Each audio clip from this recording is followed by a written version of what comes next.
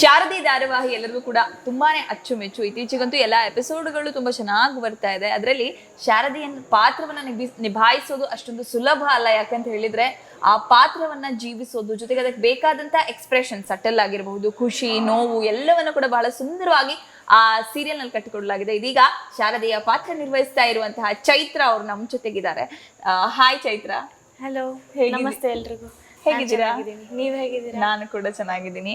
So ಹೇಳಿ, ಧಾರಾವಾಹಿ ಕಡೆಗೆ ಇಷ್ಟು ದಿನಗಳ ಕಾಲ ಈ ಒಂದು ನಿಮ್ಮ ಆಕ್ಟಿಂಗ್ ಅನ್ನು ನೋಡೋದೇ ಒಂದು ಖುಷಿ ಆನ್ ಸ್ಕ್ರೀನ್.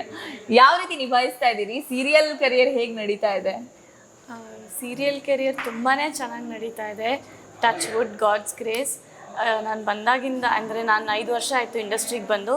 ಸೊ ಅಲ್ಲಿಂದ ನಾನು continues back to back project ಮಾಡ್ತಾನೆ ಇದ್ದೀನಿ. ಆ್ಯಂಡ್ ನಾನು ಎಂಟ್ರಾಗಿದ್ದು ಲೀಡ್ ಆಗಿಂದಾನೆ. ಟಚ್ ವುಡ್ ಈಗಲೂ ಲೀಡಾಗೆ ಮಾಡ್ತಾ ಇದ್ದೀನಿ. So I am very happy. ದೇವ್ರ ದಯದಿಂದ ಎಲ್ಲ ಚೆನ್ನಾಗಿ ನಡೀತಾ ಇದೆ.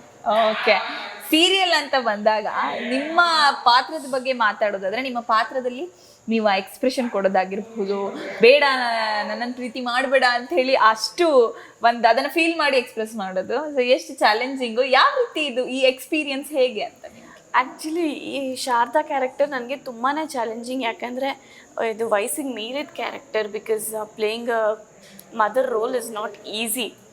ಸೊ ನನಗೆ ಒಂದು 7 ವರ್ಷದ ಮಗಳಿದ್ದಾಳೆ.